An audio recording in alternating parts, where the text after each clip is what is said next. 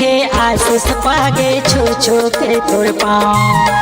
कतको मन के मुक्ति पागे ले ले के तोर नाम।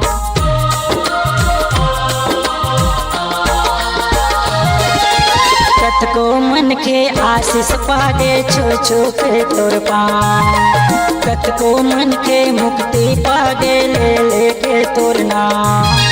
हे बाबा हे बाबा हे बाबा हे बाबा, तोर गंगा पाँव पखारत हूँ।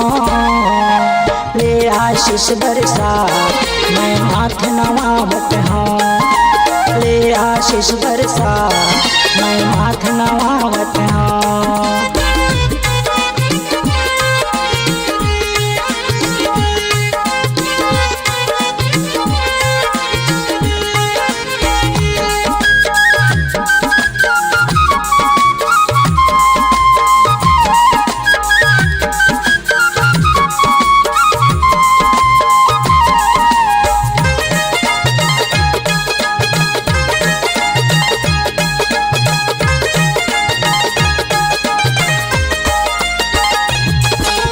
कतको तारे कतको बारे कतको पार लगाए।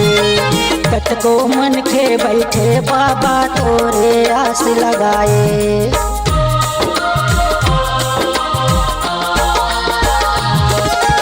कतको तारे कतको बारे कतको पार लगाए।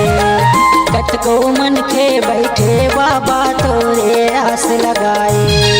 हे बाबा हे बाबा हे बाबा हे बाबा, महू तोर मेरे आगे हाँ। महूला पार लगा मैं हाथ लमावत हूँ। महूला पार लगा मैं हाथ लमावत हूँ। हे बाबा हे बाबा हे बाबा हे बाबा, मैं तो लागोरावत हूँ। आन खड़ा हो जा मैं तोल बलावत हूँ। आन खड़ा हो जा मैं तोल बलावत हूँ। आन खड़ा हो जा मैं तोल बलावत हूँ। आन खड़ा हो जा मैं तोल बलावत हूँ। आन खड़ा हो जा मैं तोल बलावत हूँ। अगर आप अपनी आवाज को एक नया आयाम देना चाहते हैं तो चले आइए मल्टी ट्रैक डिजिटल रिकॉर्डिंग के लिए संपर्क करें HK म्यूजिक कंपनी, कोटा डबरी, चांपा, छत्तीसगढ़।